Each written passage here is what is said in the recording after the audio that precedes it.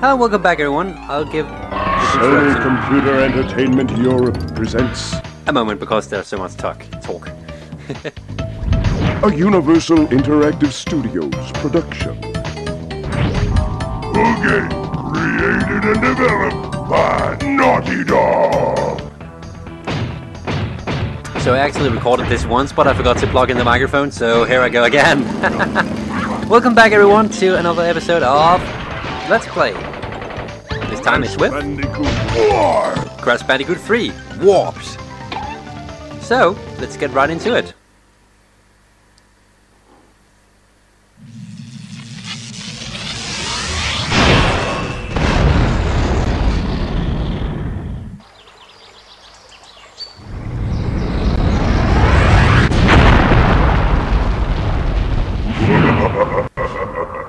Free at last.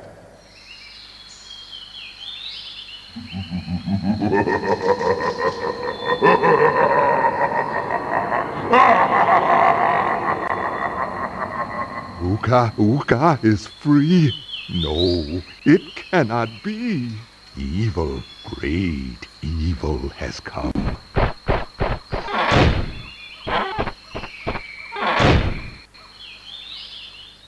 None have dared to fail to break Uka even once. But you, Cortex, you have failed me twice. Great Uka, it was that infernal Bandicoot. From deep inside my temple prison, I sent you simple instructions to follow. But you lost the gems, you lost the crystals, and I have lost my patience. There is now no other power source left on this planet. I know we've had a few unfortunate setbacks and failed. But since your bumbling has managed to set me free, I am feeling generous. There is still a way for us to amass the power needing to enslave this miserable planet. And this time the great Uka will make sure that you do it right! After many eons, my evil twin, Uka, has been freed from his underground prison. Long ago, I locked him there to protect the world from his malice. Now, free once again, he must be stopped.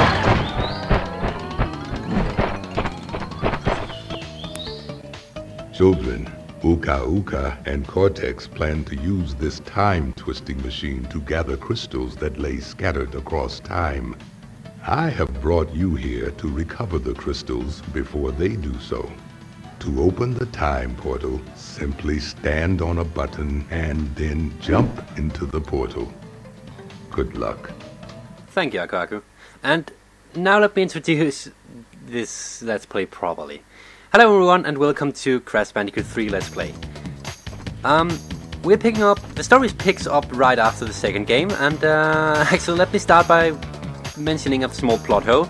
I have no idea how Aku managed to get Coco and Crash into this time twister, nor do I have any idea how he even knew where it was, but nonetheless, let's start out. In this game, each warp room has a theme, and the first warp room is the medieval theme. I'm bringing up, yes, and I have made fancy graphics. Look at that. Again, there was some concept art for the world, where you can see the different themes, and I've put in the different levels for this warp room to the map, so you can see where they are. Anyway, enough of that. So, let's just get right to it. The first level is a medieval level, Toad Village, and from the looks of it, it's Tiny who's our first boss in this warp room. Crash, why must you always muck in my mud? Oh look, I have a mask helping me too. We will find out which one is more powerful soon enough. And the baddie's back. But yeah, Toad Village is a pretty easy level, so don't expect me to die. Actually, that I could say that for the entire first warp room. Probably also mostly the second, because to be honest, these first two warp rooms are easy, and I am fairly confident that I will not die. So, well, there is one level in this warp room that I might die, but not because I'm bad, more so because I miss boxes, but we'll get to that. Actually, let me explain this box to you. You notice that it started blinking about different icons and stuff. It shuffles through a set amount of different options, and if I don't hit it before it times out, it'll change into an iron crate, which means I won't be able to get the clear gem for getting all the crates. So I need to be pretty fast with those. Well, not at this level, because first level is, as with all the first levels in the game, pretty easy and meant to try and ease newcomers to the series into the controls and stuff. So this level is pretty straightforward. Don't expect me to die, and if I do, please do take a moment to laugh, because it will probably be some hilariously stupid thing I'll do if I die in these first levels. Oh dear. But yeah, as you can see, it's pretty much the same recipe. It is the same recipe as the first two games, which is what makes it work so well. And although there are a few things in the later levels where things have changed up a bit, and they've reused some stuff from the second game and stuff like that. I've got an apple and stuff like that. But yeah, actually interesting things to notice are that the PAL version is supposedly the more difficult one compared to the rest of them, compared to the American and Japanese, because some of the enemies have been tweaked to react faster, and apparently there are a few more of them, so I'm playing the tougher version here, if I'm not completely wrong. But yeah, it should be fine. It's what I grew up with, so I don't know any better. Oh, also take a look at Coco's nose. You'll notice that the textures are pretty messed up. In the other versions, I think it's in the... Well, as soon as we get him to get golden, his nose is fine. But in the American version, it's the other way around. It's when he's normal, his nose is fine, and when he gets golden, his nose gets grey. No idea what's causing that, but it's a funny little graphical problem, glitch thing. Anyway, this is an underwater level, so naturally I will not like it. Nah, it's not that bad. It's the easier water level, and it's actually also... It's more so when we get to... Oh, I haven't explained that yet. A new feature in the third game, which wasn't present in the earlier games, are time trails. Time trails are... Ouch. Going to hurt me? Time trails are... Well, it pretty much says it in the word, especially because it's been so overused these days in all the games. But yeah, it means that I have to run through this level as fast as I can and try to beat a set time. Depending on how well I do, I will either get a sapphire relic, which is the worst one and pretty useless to some extent. I can also get a golden relic, which is better and is enough for me to actually complete the game entirely. Or if I do extremely well, I can get a platinum, which is the best. Also in the... No, not in the European. In the American version, I think it's unique to the American version, there are also developer times that you can try and beat, but I'm fairly sure those aren't in the European version, so yeah. Besides, I am not exactly the type of person who enjoys time trails enough to try and beat developer times, so yeah. Moving right along though, other interesting things to notice that have changed since the last game are that once I beat bosses, I will get power-ups that will help me later on in the game, and actually they are required later on in the game, and I will try and get these. Forget it. So that's also interesting. And exclusively to the Japanese version, once you... No, let me explain this correctly from the very start, so I don't mess it up. Exclusively to the Japanese version, at the very main menu, where I start the game or load the game, instead of having language selection screen, language selection option, that was a bit too close, they have a bonus selection option. which means that they press it and then they get to a completely different menu, which loads the stats of your played game, and then you get to pick different things that you can watch. I'm not entirely sure what the different things are, because I don't know in Japanese.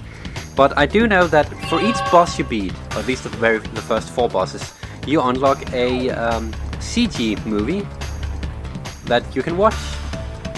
Orient Express. Oh, I'm looking forward to this. Coco level.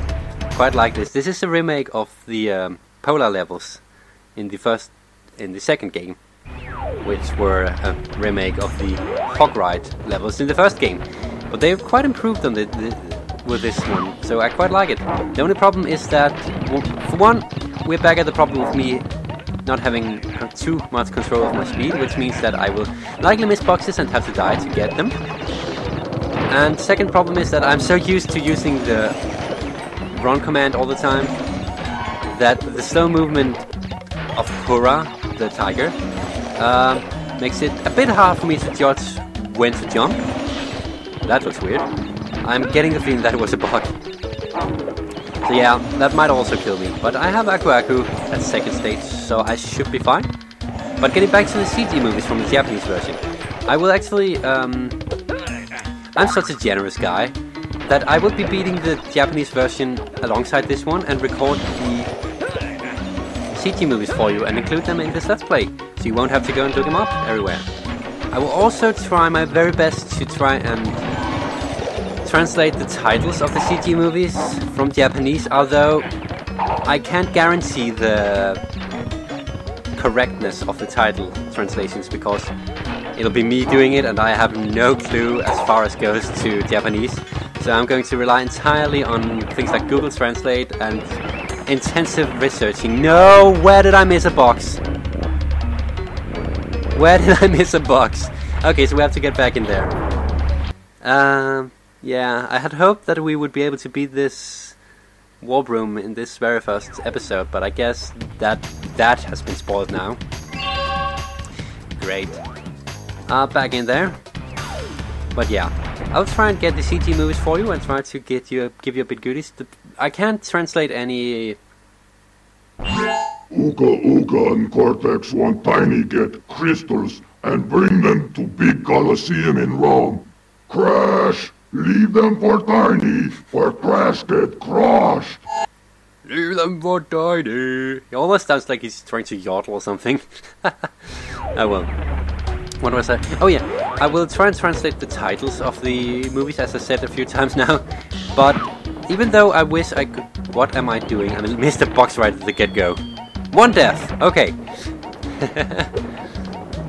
But yeah, I would have loved to try and translate some of the lyrics for the songs that are in the CG movies, but unfortunately, again, I am no good with Japanese.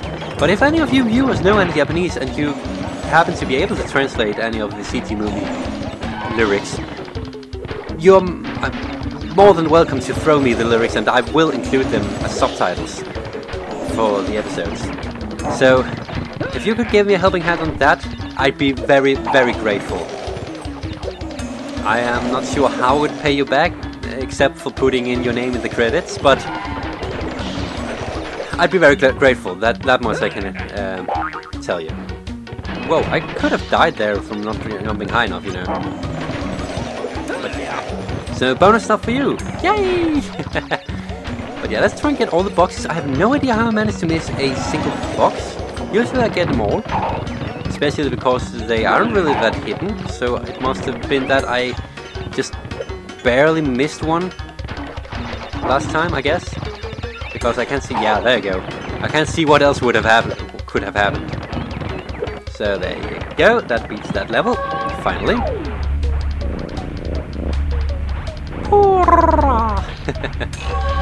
But yeah, I really like the Coco levels. Actually, Coco is probably... I think she's my 3rd favorite character. No, wait. She's in my top 4. I'm not entirely sure which order to put them in. But for my favorite Crash characters are probably Embryo, as I mentioned in the first Let's Play. Coco is definitely in the top 5 as well. Nina Cortex from the later games is also one of them, and Fake Crash, because he's so weird. But yeah, you should recognize this type of level where we run from a huge thing. Last time it was boulders and bears though, but this time it's a huge dinosaur. A small improvement, or I guess you can't really call it an improvement. A small help for those who aren't too great with this kind of level is that if I happen to miss a box, the dinosaur takes it for me, as you can see there. So I don't have to fiddle around trying to get boxes and dying by it when I'm at that stretch. I kind of think it's a bit sad that they changed that, because it takes away from the challenge, but at the same time it means that I won't have to spend too much time messing around with that. So I guess it's a good help to some extent as well, just making sure the TNTs are gone, because I have tried where they didn't explode entirely when I went off screen. Well, when they went off screen. But yeah, prehistoric level, we can't beat this entirely because we missed the... Whoa! Need to keep both hands of the controller. We can't beat this level entirely because we lack the red gem. So we'll have to get back here later on, but for now... Well, we haven't even seen where the red gem is located yet, so... Nothing to do about that. Let's just head into this bonus level though. We can deal with that. I quite like these prehistoric era levels. I think the Crash Wiki describes it as being the Stone Age. I'm not entirely sure if that's the correct name for it. So I'll just call it the prehistoric era, because that is, well, prehistoric. Oh yeah. So this fight's going pretty easy. I've only lost one extra life, and that was entirely because I dug it up and missed a box at the very start of a level where I couldn't backtrack. So it should be fine. I will be trying to... I'm totally going to jinx this by saying it in the first episode, but I will be trying to improve on my death counter compared to the earlier episodes, earlier Let's Plays. So, first game we got 112 deaths, then the second game 111. I would like to keep it under 100 this time, but I think a more realistic goal would be 110. It's sad, but I think it's true that that's more realistic though. But yeah. Oh, as far as death counting goes, I will change a bit around on the death counter this time. You will see it right now as being normal death counter, but once I go into time trails, I will change it into a time trail death counter. I will keep those separate from the normal deaths. So at the preview screen at the end of each episode, it will say one number and then plus and then another number. The first number is my normal deaths and the second number is the time trail deaths. So I will keep those separate. I think we can beat this level, and then I'm afraid the boss will have to wait till next episode. But yeah, jet ski / pirates level. Quite like these levels. The only problem is that I'm a bit of a speed devil on these levels, so I have a bad habit of just keeping the speed button down and then riding like crazy through it. I guess it's kind of a damage from doing too much time trialing. So yeah, that might kill me, or at least make me miss boxes that I have to get back and get. But it should be fine. It's just the first level of them, so there will be much worse jet ski levels later on. And that's where it gets a problem. It becomes a problem. No! See, I already did it. Come on, get the box. It's not that hard. Coco, do what you're told. Thank you. And now to avoid all of these. My nose is itchy. Why is it itchy? It must be my allergies again. But yeah, it's about time I got around to record some more. I apologize for this... not long, but the gap of episodes between... That was a bit too close, and I have no idea, I can't see anything from that angle. The gap of episodes between the Crash Bandicoot 2 Let's Play and this, but I have some real life business that I need to attend to that is quite important for my own survival. And I also... Whoa. Well, right now I am playing with a headset that's actually broken. I only have sound at my left ear, because the good headset I used to use, I tripped in the wire cable and it broke. So I need to get a new one. Until then I need to use this replacement. For a while I didn't think I had any headsets, that's why I didn't record anything. But then I found this one that works somewhat. So it's better than nothing, I guess. It's just a bit annoying to only have sound at one ear. And I totally missed a freaking box again. Where did I miss it this time? Good thing about this level, I can backtrack. Not so good level, we're running out of time.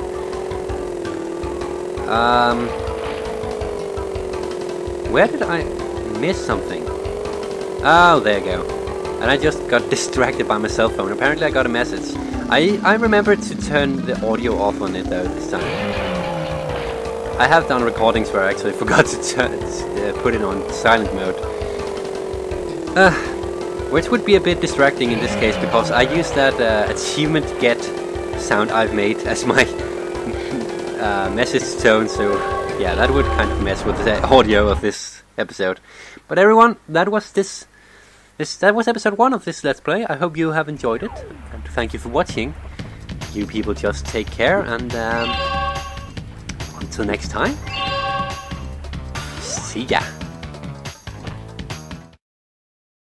I think that's my second most favorite accent of the English language. What are you doing? Jesus. No, what? What? Okay, so apparently we can't jump at this. Stupid snake.